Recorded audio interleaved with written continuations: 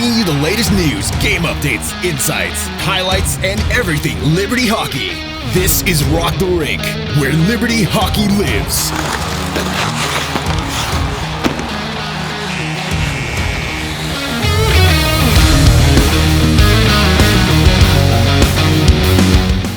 And welcome back to the Rock the Rink Podcast, brought to you on the campus of Liberty University. Pat Strong, joined by Chris Kerr and Justin Forth.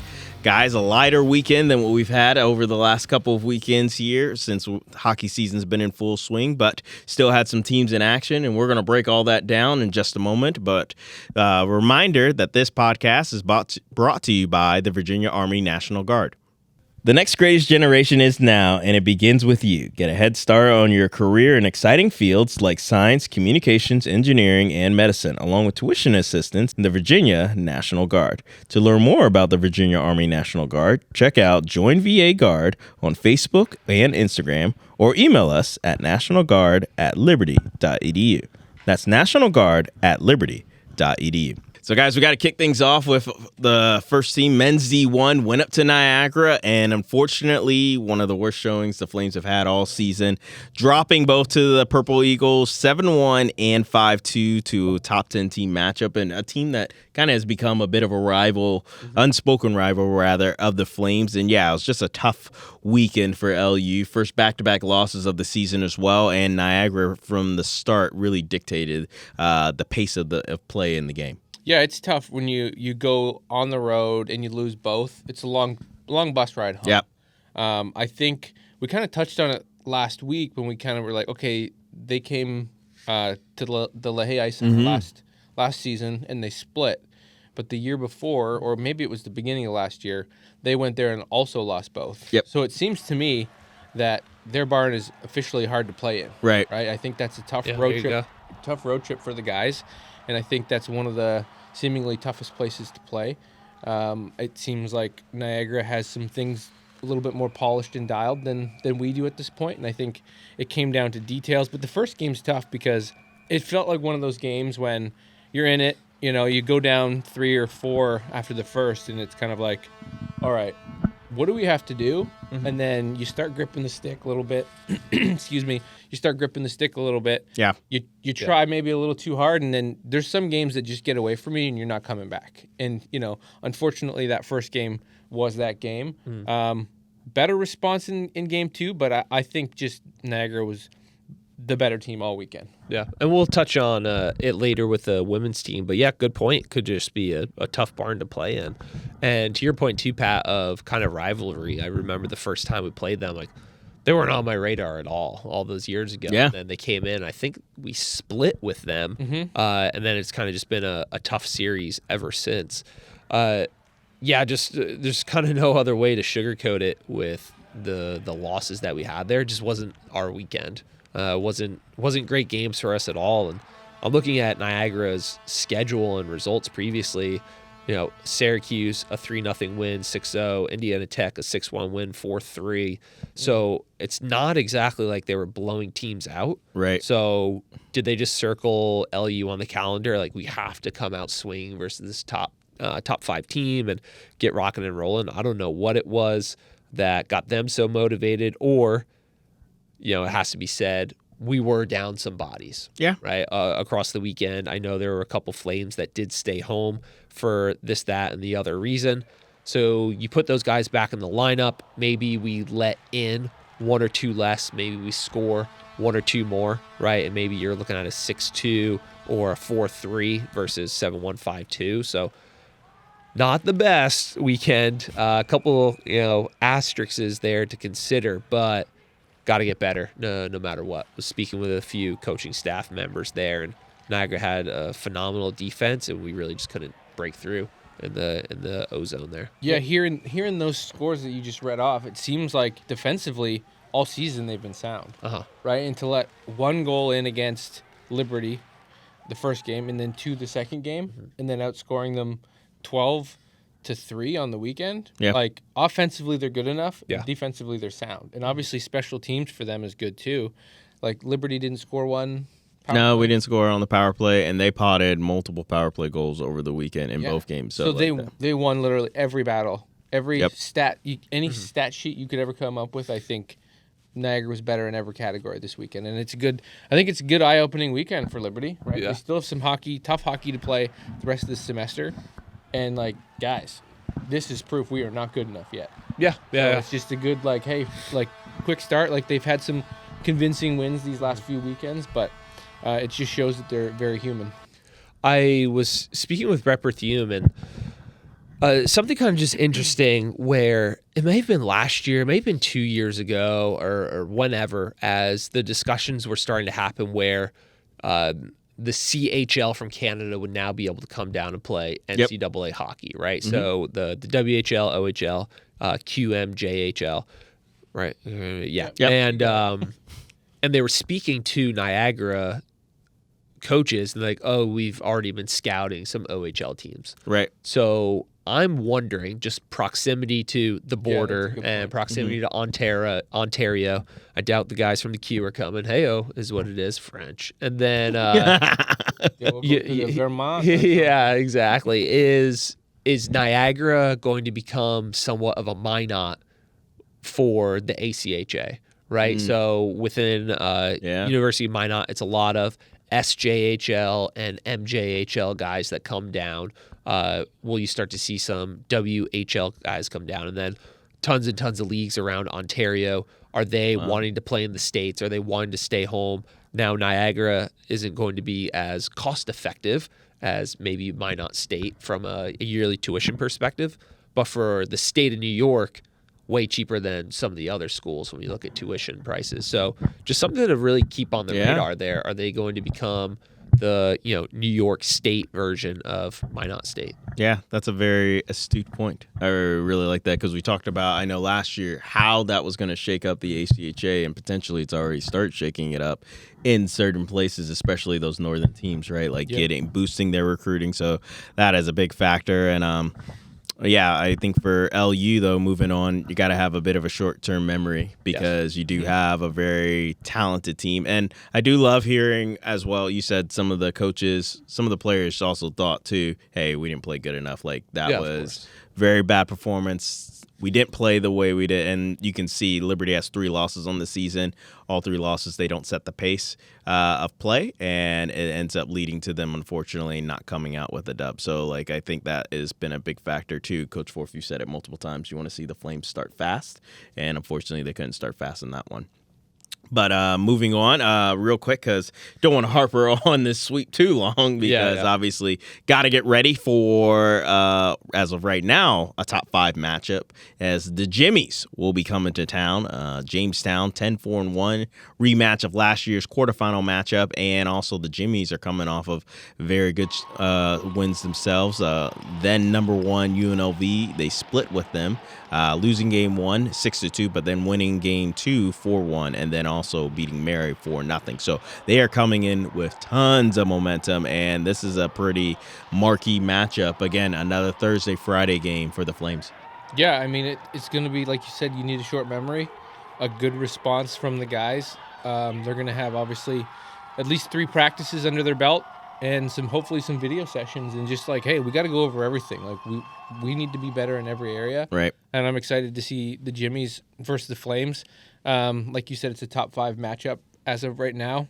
But, yeah, it'll be a good, exciting time on a Thursday night in the LaHaye Ice Center. So I'm really excited to see it. Yeah, it'll be interesting, too. Chris Kerr brought it up. Some bodies were out in that Niagara series. You had 3 key players out in game 1. Now, then 4, you lost your captain as well, and he didn't play in game 2. So, obviously, Kerr, they're hoping to be hopefully a couple bodies healthier as well. That's the goal, Pat. That's the goal. Yeah. Well, we are recording on a Monday today, so I'll get some good looks at the boys before and after practice. And yeah, that's the dream. That's the goals. Get them as healed up and ready to rock and roll as we can. Yeah, it's. I agree, and I was going to ask you a question, but I'll make this statement before. I don't obviously they're not 100% healthy, but 4 guys. Obviously, each of those guys play an important role in this team. Yeah, but 7-1 and 5-2, that's a little ridiculous. I don't think that's exactly specifically from numbers. Right. I think maybe the biggest area for improvement right now is just deciding. Let me ask you guys: who would you start this Thursday night in goal versus the Jimmies? I think it just goes off of the week of practice. Yeah. Yeah. Right. Practices, communicating with your goaltenders. That's how it should be all the time. Yeah. Right. Right. Just like That's a great point. how they're playing right then and there, and how their bodies are feeling right then and there. And then too, like the weird thing of if they have to go to class on Thursday, who might have the higher academic load on a Thursday, Yep. right before a Thursday evening game, which again is kind of odd for us. Something we typically don't do. Yeah. I think you just go off of good coaching. Right. I would say that too. Also, depending on, I think right now, if I'm one of the coaches, I'm leaning towards, hey, we should give them both a game to see where they're both at, especially with the type of matchup. Now, it depends on how game one goes too, because the Jimmies are a game 2 team, right? Like obviously a couple weeks ago, they played Minot State, lost 4-2, won the next game 3-2 in overtime.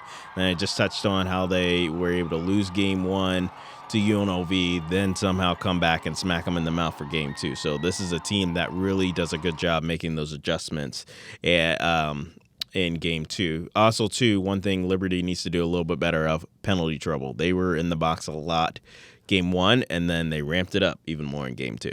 They doubled down. Yeah. Old strategy, That's right. It pays off for them. Yeah. So definitely, I know that's one area they're going to want to improve on. Yeah, game 1, they were 14 penalty minutes. Game 2, real quick, 46. 46, yeah. Couple tens. Yeah. I A couple imagine. tens. I believe they gave up a 5-minute power play as well at one point. They Niagara also had a few tens, obviously. Yes. But Yep. yeah, so they had a lot of penalties in that second game. Probably really slow drudging game too. So Yeah, probably took 3 hours. yeah. I don't know, but it'll be interesting too to see who's in the lineup Thursday or who can be if that's there's true. any game and one misconduct type of things going on there. But just looking at scores around the league, it's just interesting. Of for the Jimmies here, they played UNLV, but UNLV on October 23rd played ASU. 5 days later, they fly up to North Dakota. They play Minot for a game on the 28th, then the Jimmies on the 29th, and then the Jimmies again on the 30th. So just crazy the travel schedule some of these teams have, and playing 3-game series. It's like, man, by that third game in October especially, you're not really in 5 games in a row shape yet. That's tough. That's tough to do. Yeah. Really tough to do. So it'll be interesting again, like we just talked about, Flames trying to battle a team that has played a lot of 3-game series in a row, especially coming off of one versus Jamestown Jimmies. As I said, Thursday for Hometown Heroes Night, and then Friday for Military Appreciation Night. Both games will be at 7 o'clock p.m., which will help segue, and Kerr talking about the scores around the league, helps segue us to our next topic, and First Computer Rankings coming up. Comes out. First Computer Rankings will be November 5th. So, yeah, we're recording on a Monday prior to what they will be. So, guys, I'm going to pose the question to you. Where do you feel Liberty's going to shake out? I know prior to this series, we were thinking probably a top 4 seed, but after now, the sweep of Niagara, how do we feel? Because right now in the coaches poll, they were 5th. And Niagara was 8th. 8th? I think we dropped to 7. In the first computer ranking? Yeah, why not? Okay. I'll go 7. All right. Yeah, top 10. Perfect number. Don't know from where in the top 10. Yeah. Because we've played some lower ranked teams close. So how much will that affect us? Yeah. We won, but how much will that affect us? Yeah, I think Liberty probably slots in at 6.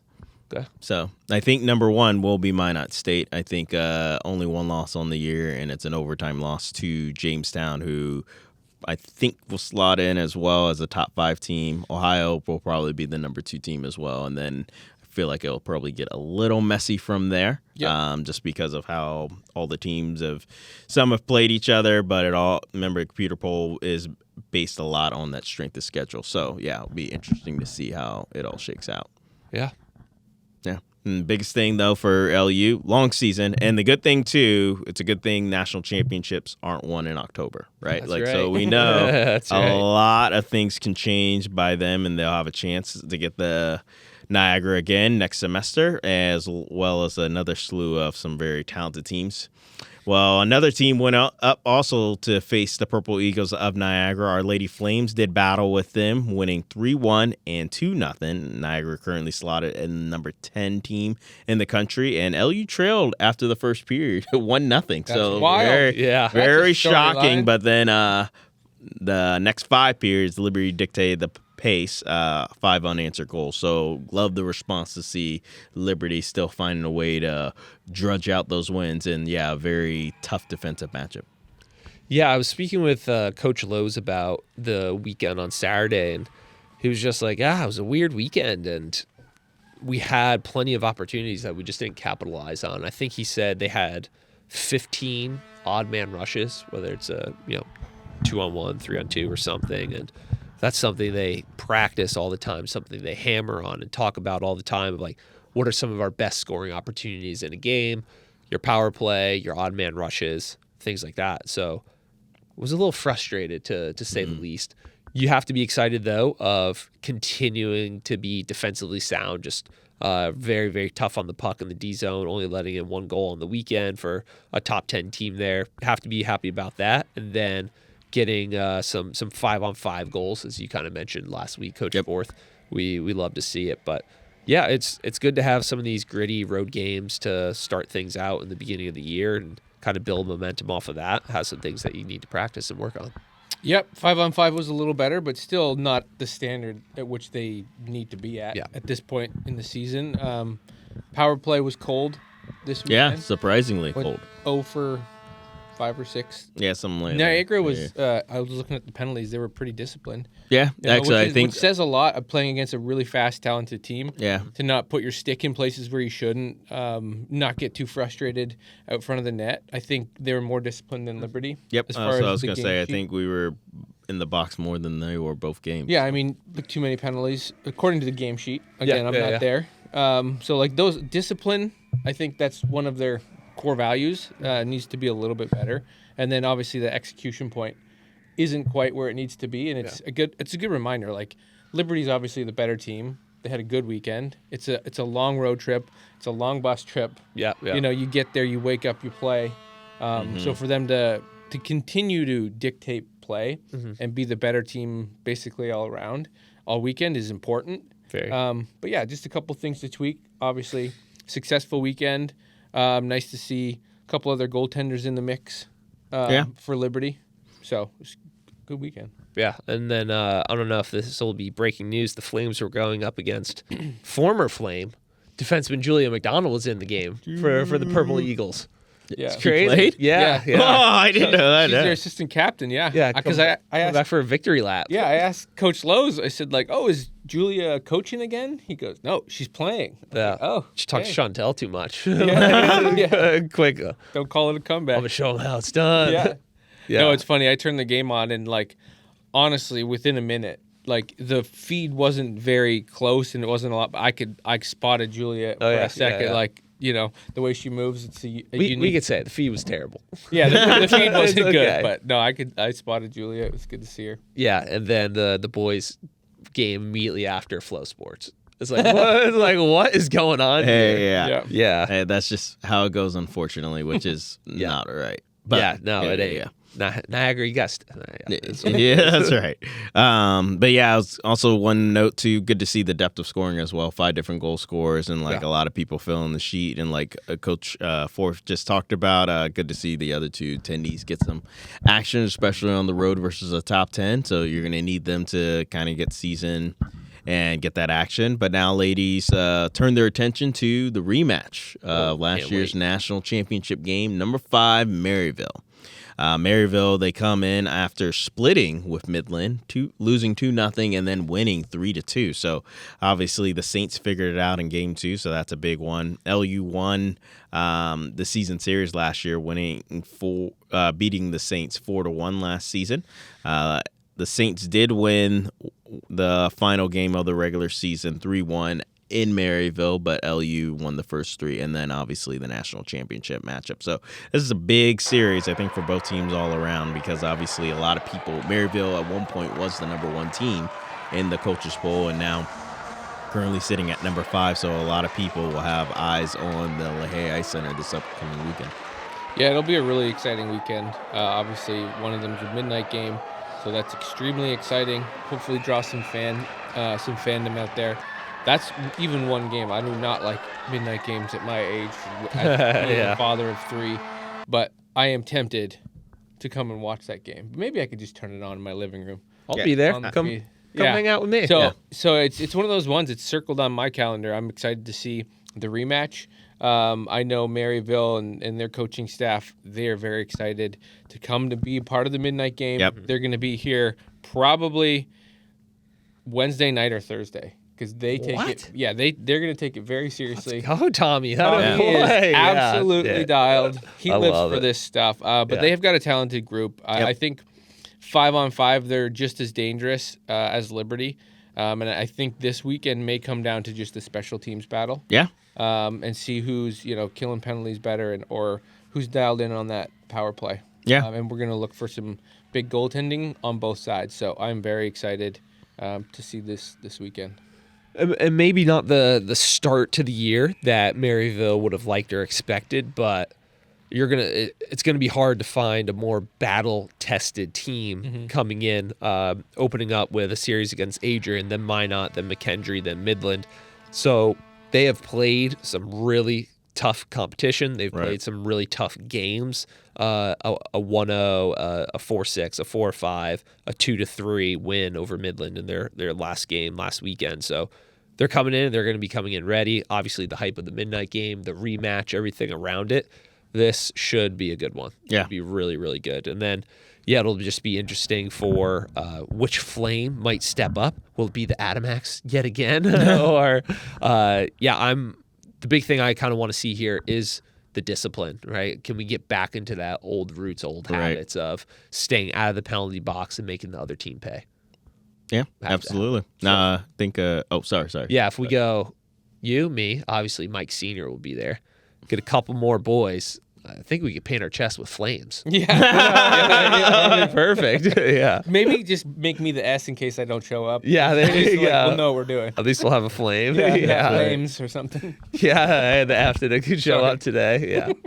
The lames. That's perfect. Oh, that's great. Yeah. I'm kind of looking forward to you now being at the game. I have to. I put it into existence. Yeah. I understand that. He's like, we'll see. Right? Got those young ones at home. So maybe would have done it if it was the time change from this weekend. I stayed up and watched the Blue Jays lose, unfortunately. Oh, yeah. That was I a already pretty used tough my night in Toronto. Post-midnight, stay up late, but...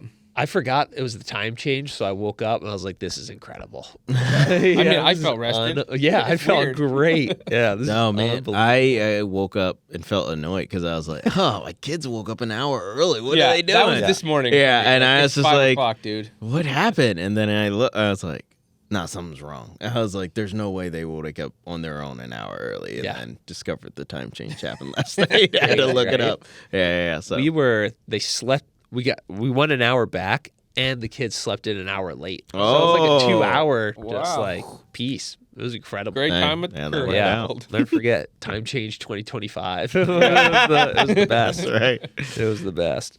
Hope to see everyone come out as much as they can to this weekend's event for the Lady Flames. Remember, the second annual midnight game will be Saturday night, and then Sunday they'll play again at 4:30. Both games will be streamed as well. And sorry, Pat, before we move on, when does the computer ranking come out for the ladies, or is it always kind of coming out? So I know the girls put out a ranking every week. Yeah, it's usually weekly. So they're not in a coach's poll. This is a computer ranking. They only do. They only do. So they're already out. Good. And so Liberty's currently slotted at number 2, which I feel like they should be. Midland will probably still be number 1, even though they split with Maryville. Yeah. Because they've played a lot more games. I believe there's 17. Whitey's got those girls playing a lot. Yeah. It's crazy. Something like that now. He definitely commits to the heavy schedule. Yeah. Yeah, they're currently 17-1-1. Yep. Yeah. And plus, they split with the number 5 team, which is maybe a tougher schedule on paper than Liberty going to and beating 10 by 2. Yeah, so playing Niagara, Adrian, Liberty hasn't played a top 5 team just yet, but they have been still successful. So also, too, before we move on to the midnight game, you guys seen the midnight sweaters? Yeah, I was going to say the jerseys look great. For the ladies? Yeah. Oh, I haven't. Pass it on over here. Here, sure. We'll show the audience right now, too. It's the old logo. Oh, yeah. Those are sick. 2 years in a row, the midnight swag for the ladies, they've brought it. Point. Yeah. And So I'm not sure. Did Maddie Gaddy do these? Probably not. If I know her, I'm just kidding. That's a joke. She'll understand the joke. But no, she's great at jersey design. So I'm not sure if this is a Gaddy design, but she's designed some bangers in the past. I'm sure. And will these jerseys be up for auction? Yes. Oh yes, they will be. They will. Wonderful. Be. Yeah. All right. Like, subscribe. The link will be below. Yeah. Feel free to donate to Sports Reporters budget as well while you're on the site. Yeah, I think those jerseys are top 3 ever alternate jerseys that the women have ever had. I would. Is one with the jerseys you designed? Yes. The one that I got. The alternate cheetah? Yeah, That's the alternate right. cheetah. If you look up the movie Kicking and Screaming and place Will Ferrell in his tracksuit compared to one of the players. No way. That was your inspiration? Yeah, that was my inspiration.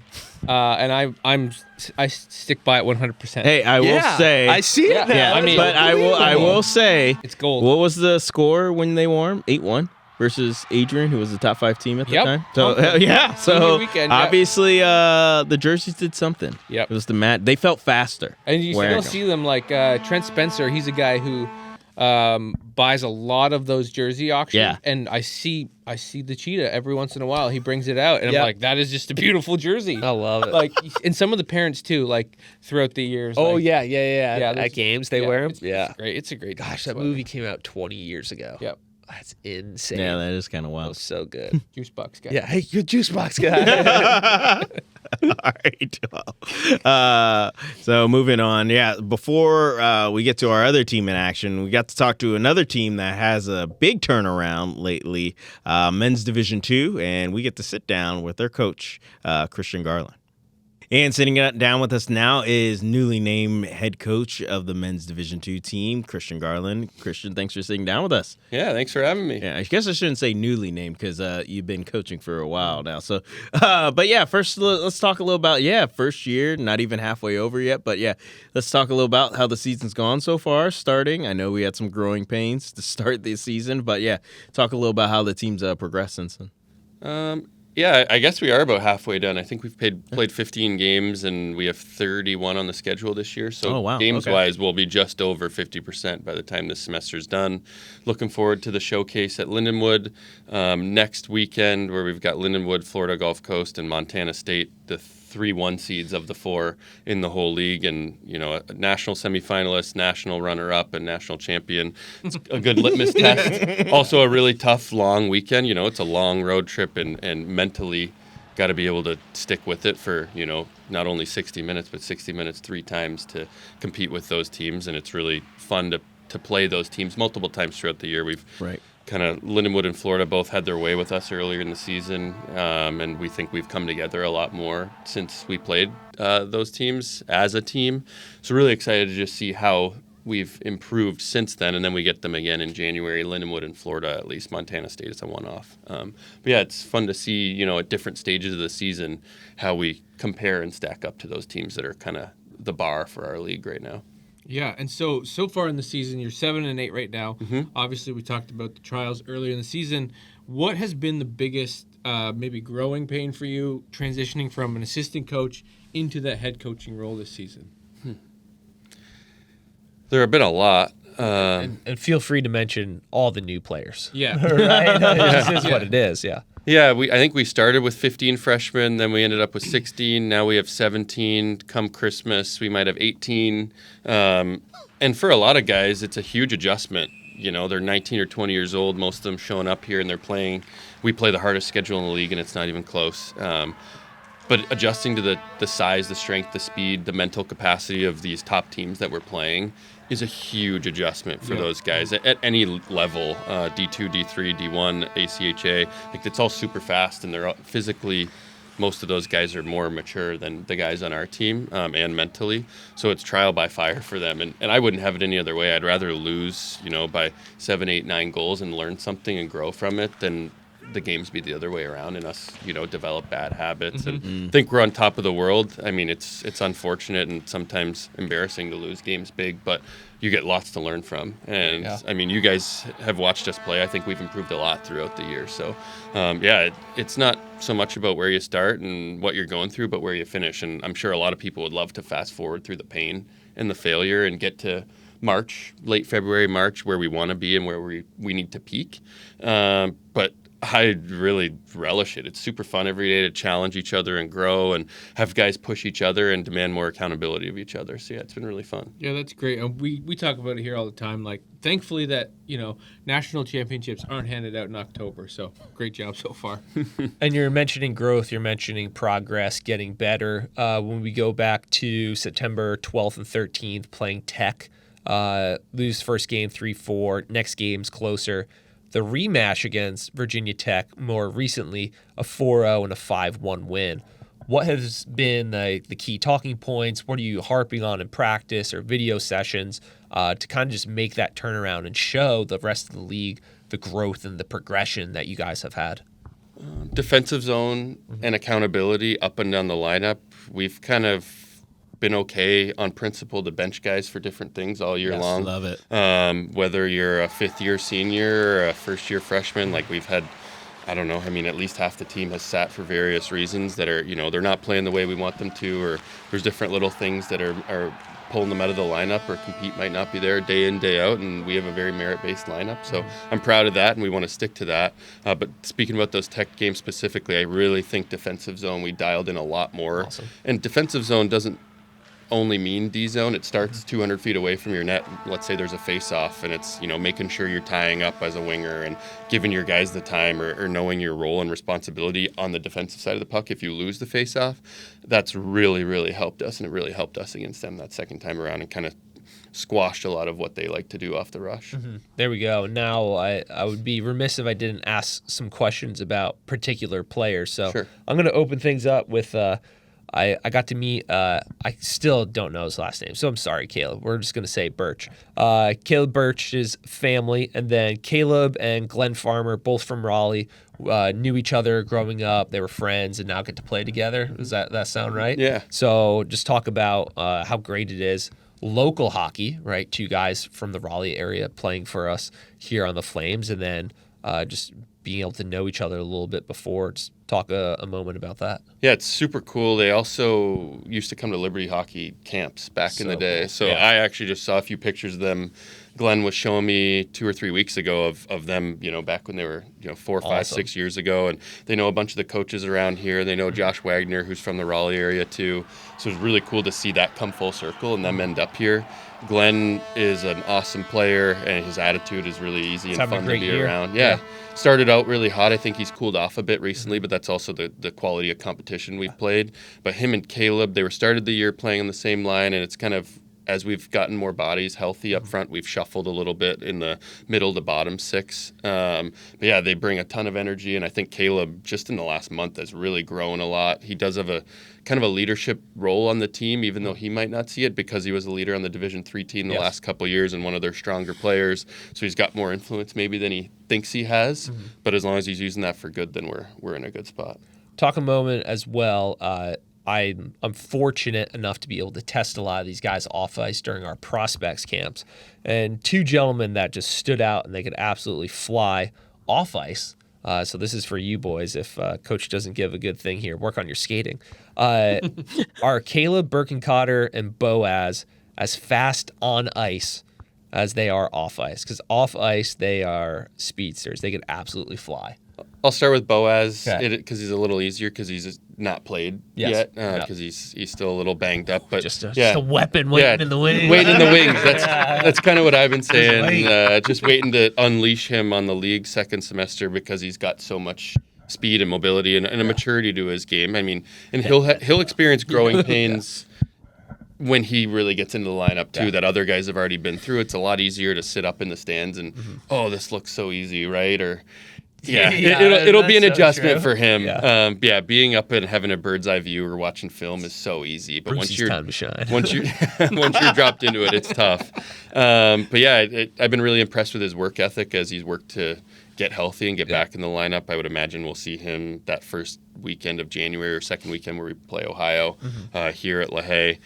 Caleb Birkencotter, a physical specimen. Really excited to watch him grow and mature. Not so much physically because he is one of the biggest, if not the biggest guy on the team, but grow with his footwork. I think his footwork and hip mobility are one thing that we really need to work on, especially on the blue line, because when you have all those physical traits, it's hard not to be a little more finesse, or you want to be a little bit more finesse. And so as we've developed and worked on them and had their D sessions once a week, that's one thing we're really working on with him, is opening up and using his natural athleticism more than just the sheer force that he's got. Yeah, and I flagged him. I may have texted you of like, hey, this kid is physically, he's there. And then, just keep continuing to refine and polish those kind of hockey skills or IQ or just movements in general. Yeah. But good to hear. It's always fun to see some of the guys, you test them off ice, and then they get to come and be a Liberty Flame. Yeah.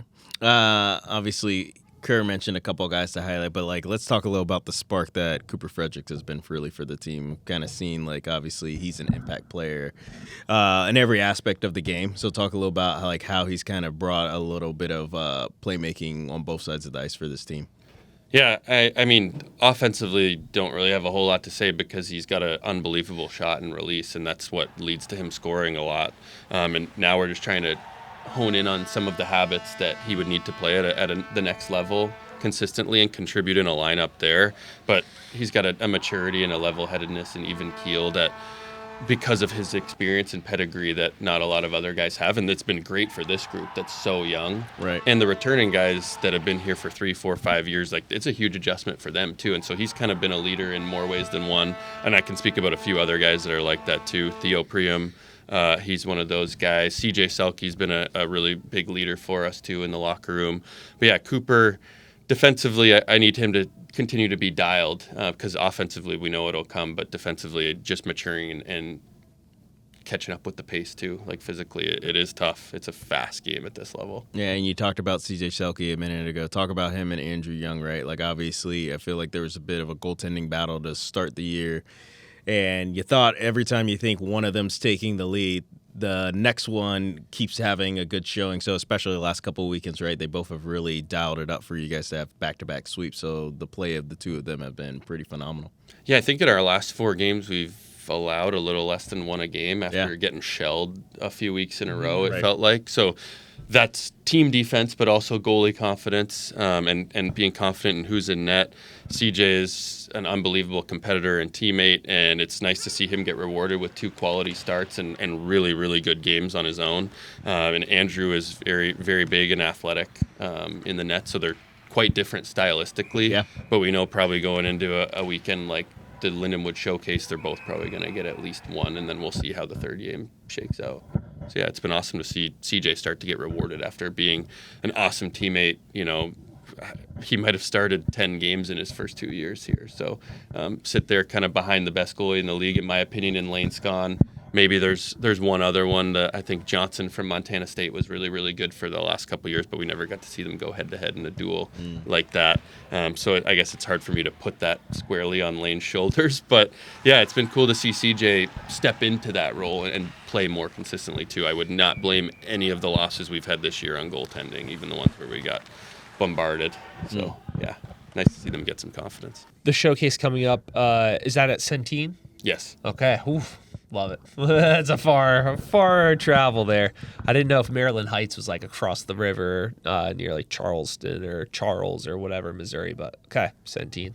So, Coach, this upcoming weekend, you talked about it. It's an exciting weekend, a lot of good hockey to be played. What are some things maybe you're working on with the guys in the team this week, and what are your expectations heading into this weekend? And 2 weeks. 2 weeks away. In a couple of weekends. Yeah, there we go. Yeah, specifically. I'm just excited about it. Penalty I wish it was here now. Penalty kill's been very good lately, but got to continue to hone in on that. It'll probably be a little different structure and looks depending on which team it is.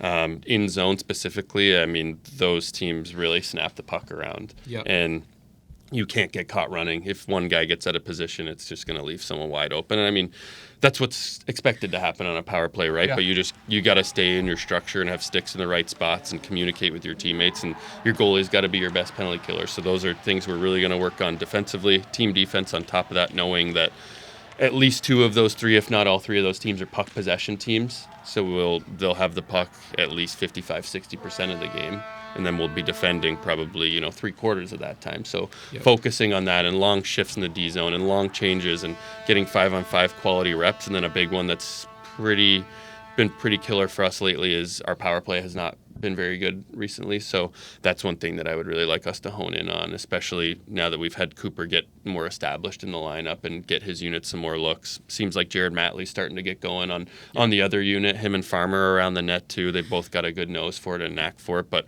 got to continue harping on them with keeping sticks on the ice and when to pop out and when to support their teammates and when to get open, right? So yeah, really looking forward to special teams specifically for us. I say it a lot of, if you just continually 5-on-4, just work on that, eventually it just gets so stale in practice. But the brief moments I do get to watch practice, it seems like you're working on all the skills that are necessary for a great power play. So I think it'll start to click here for you if and when you get those opportunities mid-November. I'm really impressed with how we've improved as a group handling the puck and moving the puck. Obviously, you're always wanting more. You're never satisfied with it, but from day one, let's say the beginning of September until now, it's night and day different, and they're starting to figure it out. And a big part of that isn't in the actual physical act of doing it. It's in opening your mouth and communicating with your teammates. And at this level, that's what separates, the elite teams from the mid-tier teams, from what I see. I mean, we've played the toughest schedule in the league on average the last 5 or 6 years, and all those teams are constantly chattering on the ice and letting each other know where they're at, letting each other know what play they want to make. And with us, and especially a young team, that's been a struggle and a pain point, and that's something we got to continue to dial in on collectively as a group, all the way down to the goalie. Hey, you've got a guy pressuring you on the back, or forehand, backhand, reverse this, D to D this, go quick up the wall, stuff like that. Like, those things need to become second nature for us so we can succeed at the next level, because we have the bones of a really good team. And anyone that watches us knows we can skate, we're physical, we can score, we can move the puck, but a lot of it's just between the ears. So, yeah.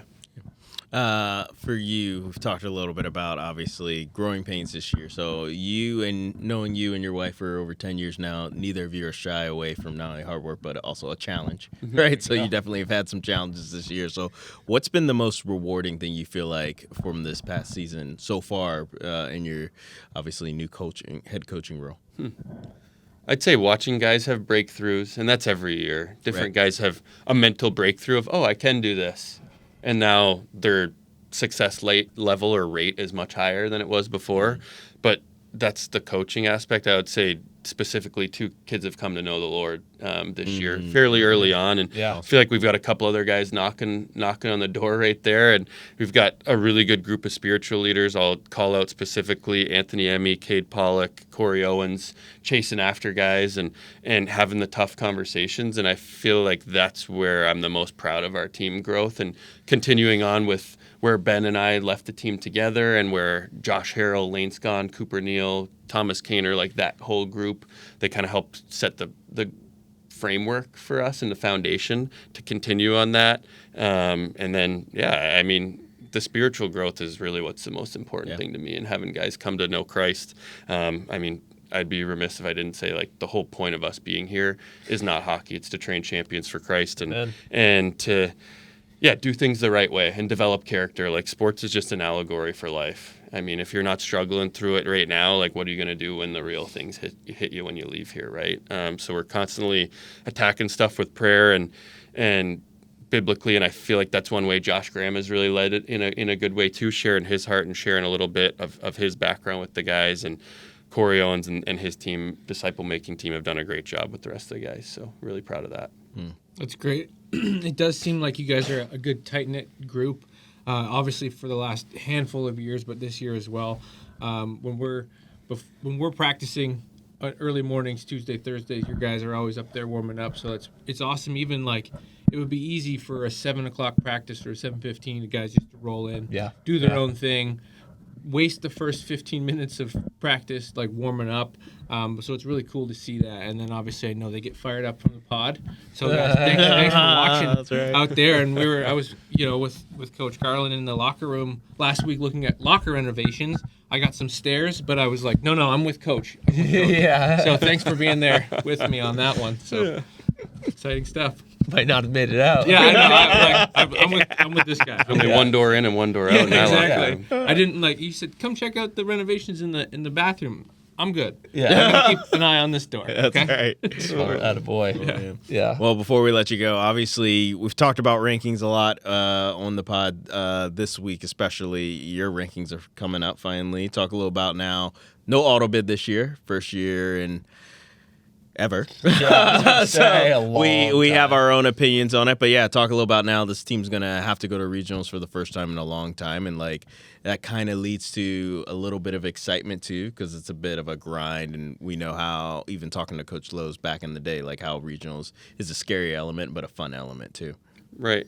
Yeah, I mean, it's definitely scary, but if you can't earn your way through it, then do you really deserve to be there? On the flip side of the script, you do have these top teams that play really hard schedules. They spend the money to play hard schedules and recruit good players, and I do feel like they should be rewarded for having really good seasons. I specifically look at Florida Gulf Coast from the last few years. They've been the 1 seed of the last 5, probably 3, and maybe us 2.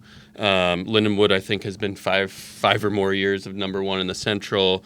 Teams from the Northeast, like Army, Northeastern, I do want to see them rewarded for what they do and the work they put in, and willing to travel to, let's say, Lynchburg, Virginia from the Northeast or from the Central region, or host a big showcase and play those tough teams throughout the year. I think they should be rewarded, but that's not the case this season. I would like to see the format changed moving forward. We'll get to that eventually. We are with you, so don't worry. Yeah. I actually kind of like it though, because before we had to play to win every single game and every single game on goal differential. And I'm not saying I'm not trying to win, but I'm much more comfortable, let's say, throwing Chris Kerr in the lineup as a freshman. Go do that. But in a chance for him to improve and learn the game a little bit, because we are going to go to regionals either way. Where before we can't maybe throw those 3 or 4 guys in the lineup because you have to win by 7. we need to win by goal differential, or we just need to win, or whatever it might be. This year we actually have the opportunity to allow guys to grow, and that's something that, as a coaching staff, we fully embraced. Whether it's a starting goalie or a defenseman or a young guy or a vet, or taking them in or taking them out, or putting guys in different spots we normally would not have done. That's allowing guys the opportunity to show what they've got and improve, and game reps. I'm a firm believer that nothing makes you better than actually playing in a game. You can practice all you want.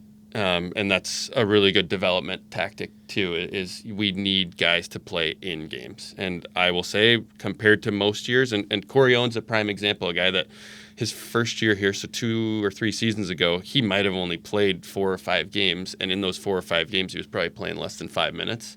And if that were now, he would have played a bunch by now already. We've had, I think our fewest games played probably on our team is 5 or 6, and that's just unheard of for us.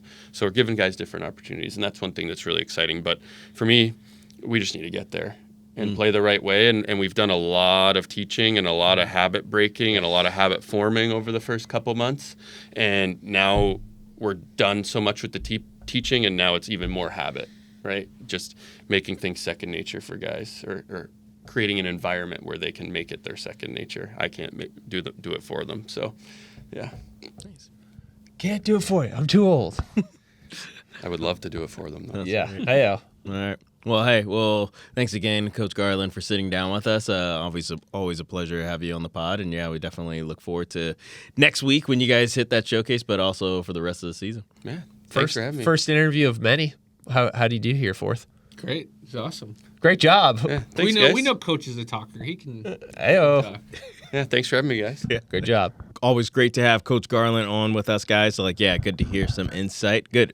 Fourth, I'm glad to hear you made it out of that during those renovations of that room, because, you want to be on the pod right now. Yeah. So. Yeah, thank the Lord. Yeah, exactly. Yeah, but good to hear also, too, his insight and, the development of the team. We've talked about the progression of that group, and, really excited to see what they can do now in a couple of weeks' time when they head to St. Louis. Yeah, I think Coach Garland is a guy. He's the right guy for the job. Yep. He cares a lot, and when he talks about it with passion. He cares about the development of the team and of the guys, and not just on the ice, right? So he cares about their spiritual walk, and yeah, it's always great to sit down with Coach and talk to him. Yep. Glad to hear the adjustments they're making too, week to week, game by game. And kind of to the question I asked, you'd love to see their first versus their second Virginia Tech series and the improvements they made. I'm hoping in 2 weeks as they head to their showcase there in St. Louis, we're going to see more improvements against teams they've already seen in Florida Gulf and Lindenwood. Yeah, absolutely. So it'll be very exciting to see how they do, and hopefully, it's all about that improvement. Obviously, they played the Lions earlier this season, so looking to see how they compete versus them, and also against Florida Gulf Coast as well, especially Game 1. They were almost there. Unfortunately, got a bad bounce to lose that first game, so it'll be interesting to see how they handle in that showcase. But moving on to another team, the Lady Flames stay red hot, women's D2. Home opener, which was exciting, I'm sure. Yeah. Did you bring your kid? Yeah. Well, yeah. So we worked it out. My wife and I, we worked it out. It was good timing. And then they showed up halfway through the third period, and so they watched the game as a family. Nice. I threw them some gum and some gummies over top of over the bench. But they were dialed. Yeah. I love it. So that's in a good. Closer game, are you doing that? No. Okay. All right. No. Hey, Dad, get out of here. Yeah, I mean, I think that's also the difference of being an assistant coach, working for different head coaches. Yeah. When you work for certain head coaches, it's like you see your family, you're like, I can't know them right now. Don't turn around. But no. Yeah, it's maybe they won't be invited to nationals. Wow. Just kidding, babe. You're coming. Totally come. It won't be. She's not watching this. No worries. And she's definitely not making. We're not making the trip with the kids to St. Louis.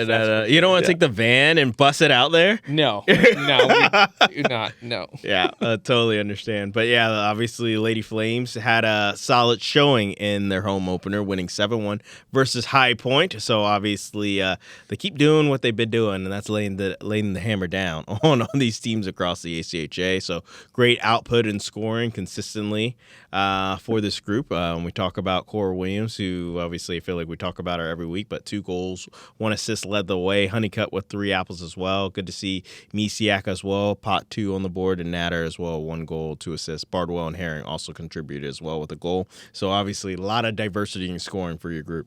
Yeah, I mean, Cora got her usual 2. That's right. If she doesn't score 2, it's kind of like, what happened? Is she hurt?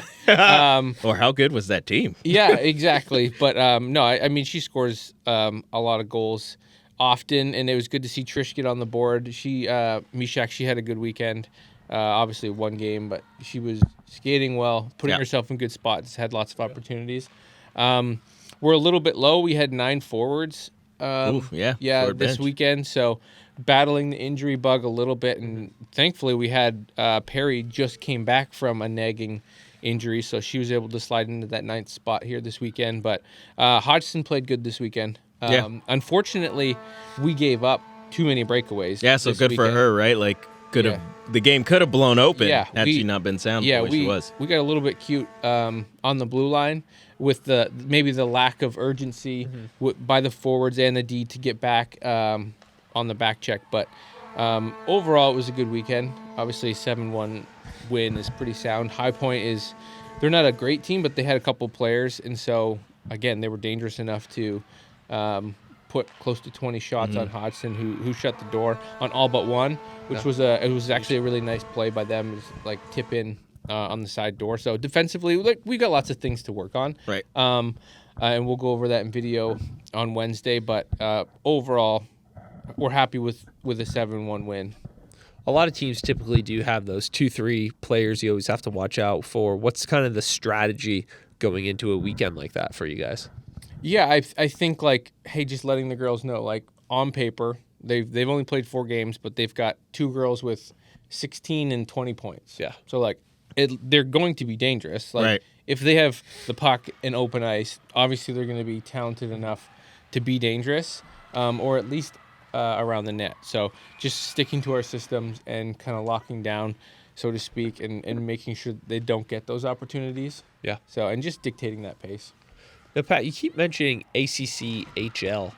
Are we playing in that? We are hosting the ACCHL showcase the weekend right before the Thanksgiving break. But we're not playing in it? We are. We are. So last year, Liberty played in it, went 4-0. This is in the midst of, I believe, Liberty went on a 20-game win streak to start the year, somewhere pretty in close, there. Yeah, pretty close. Okay. I know it got plus 15. So I see. I feel like they're gonna play. You guys will play High Point. If you don't play them in your pool play or whatever, you'll probably see them in the final on Sunday. So like obviously they have, like you said, some top end talent, and they've had a pretty good success already in the ACCHL too. So.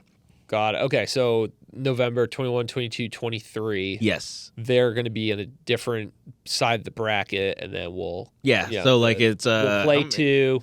The winners they of those usually games play 3. I think they try to get every team 3 games within that showing. How the schedule's fully worked out yet, I don't think even Rena's gotten it fully yet. Okay. But yeah. Because I see us playing Westchester, see us playing Virginia Tech. So then, so it's probably... So that means some of it has been worked out. So they'll probably add one more game to it unless certain teams aren't coming to it. So then it might be a smaller showcase than it has been in the past. Makes sense. Okay. Yeah, I was just... I see now on our website the ACCHL tournament, but I just didn't see a third game that we'd be playing there. Okay, that all makes sense. Also, for High Point, it's Lehigh with an A, not Lehigh.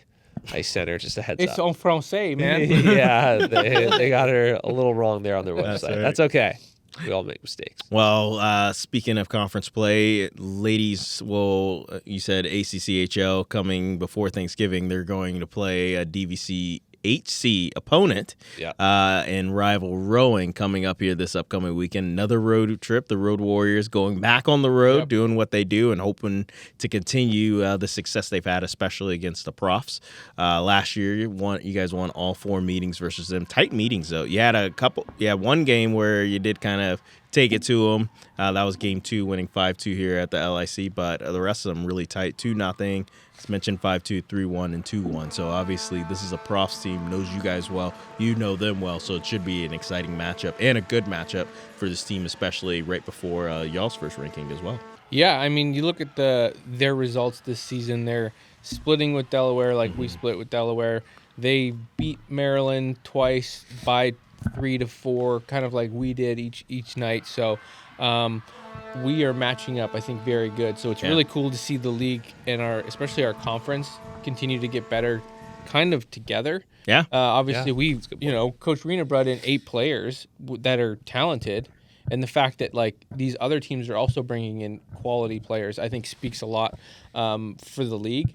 And especially our conference, so we're excited to go there. Especially this first semester, that's one of the weekends we've circled on the calendar of like, hey, this is an important weekend, especially for that first ranking in conference play, and just kind of like hopefully the rest of the conference is going to check the scores and be looking out for that. But we're excited to play them. They're a talented team, and they're always tough to play against, but we're excited. Yeah, it should be an exciting matchup. Also talking about some of the games they've played. Also played Adrian, won 5-0 there. So obviously we know Adrian's a very talented team in the central region. So this is a good matchup. So talk a little about, you touched on it with Coach Garland about things they're working on prior to their showcase next week. Yeah, talk a little about the things you're trying to dial to, because obviously defensive zone play, especially at the blue line, you talked about you want to clean that up a little bit more. Yeah, obviously when we were going low to high, obviously using the points has been successful for us, and our D usually do a good job. I think just making sure we get pucks on net, and if there's no lane, chipping it back down low so we can start the cycle and or get it back up to them later on, and just being maybe comfortable playing good defensive hockey. I think neutral zone can be a little bit sloppy with lack of stops and starts and like the habits and how they form. So I think if we do a better job attacking puck, closing gap, taking away time and space, 2 of the most valuable things in hockey, we'll be in a good spot. But D-zone coverage is something that we're hounding, and I think this weekend will be a really good test, and we'll get a really good, a lot of good video on where we're at in that space. Yeah. And with this, I'm just going to call it, you have a veteran group, so to speak. The last 2 years you've made it to nationals, won games there.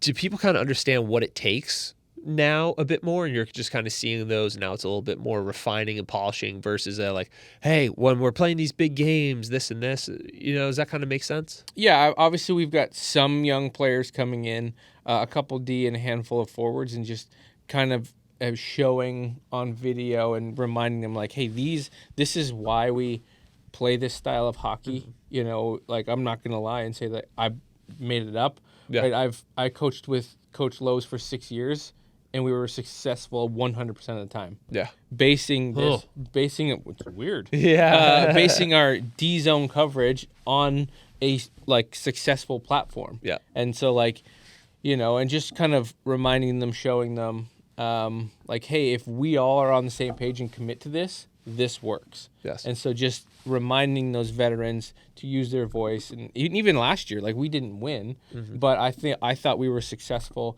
and we did a good job learning that and working towards that. So I think, as the group, we develop as a group together, and the communication from coaches to leaders to freshmen, and as the team continues to improve, I think we're all going to be on the same page. Love it.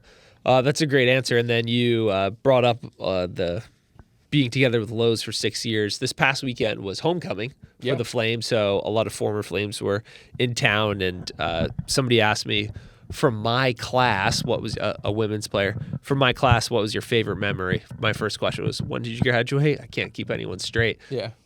6 years coaching with Lowe's with the women's one level, like you said, you were successful 100% of the time, which is an unbelievable statistic. What was your favorite memory through those 6 years? Ooh. Potentially, obviously, first ship in 2018. That's gotta first be ship special for you and Lowe's. And for in the same building that we both lost the year before. Yes. Yeah, wow. for each team the year before. So that was special. Sweet redemption. Yeah. Yep. I'll share mine so you can kind of think a little bit. And if you want to throw one in there, Pat, feel free. Okay. Wrapping up homecoming here. I still think nothing beats the down by 3, 4-1 Adrian comeback in Boston 2023. I know for some people that might not be their favorite memory during the game, but for me, there's just nothing that beats that. The video, Selly. The video and everything you got after that. The last time he's ever celebrated. Yeah, my favorite winning video clip you put out. And when we eventually won. But what do you think, Justin? It's a long time, 6 years, but a favorite memory. Yeah, I think every championship game just is important. Yeah. Obviously there's work that's been done, but every championship game has such a special feel. And to be on the losing side of 2 before previous. Yes. And, then to come back and be in 5 and win all those. That to me is special. But I think some of the long road trips in the first 2 years, coaching with Coach Lowe's, Coach Graham as our video guy, and Coach Leah Carlson. Yeah. We played a lot of crib. Okay. And it was funny because it was really good for cribbage for our American audiences. It's a fun game. Yeah. I'm not good at it. It's funny because I was a classic assistant coach. All right, it was always Lowe's and Carlson on opposite teams, and it was usually myself and Carlson and Graham and Lowe's, and I didn't ever have to count anything because she was like, oh, these are the points. And so each of us kind of had a bench box, and it was it was just funny. And then at one point it got ruined. I'm not going to say why. Yeah. You know who you are and how it was ruined. Yeah. But a lot of good memories on those. So, being coaching women's won lots of road trips, but then obviously the championship. I love it. Lots of long road trips. Yeah. Long road trips. Pat, what about for you? You want to throw something in there? Yeah, I mean, obviously, there's a lot of good ones, obviously. Yeah. Remember Liberty beating Adrian, number 1 Adrian, men's D1. That was pretty exciting because we were Adrian's first 2 losses of the year. And first time we ever swept a team at home. That was number 1, so it was on the call for those games, so that was exciting. Oh, yeah. 2015 was exciting, too, I was in Ohio, filming the men, We lost the first game, then get a call, Kirk saying, hey, can you drive all the way to PA tonight to go film the women tomorrow? York. And so drove all the way over, and we were going to play Miami, Ohio, who swept us in the regular season. Mm-hmm. Miami was in the midst of building their dynasty, and I was like, I guess let's see what happens. And winning that one 4-1 was pretty impressive on the back of your wife, Chantal Lazinski at the time, now Kerr, doing the thing.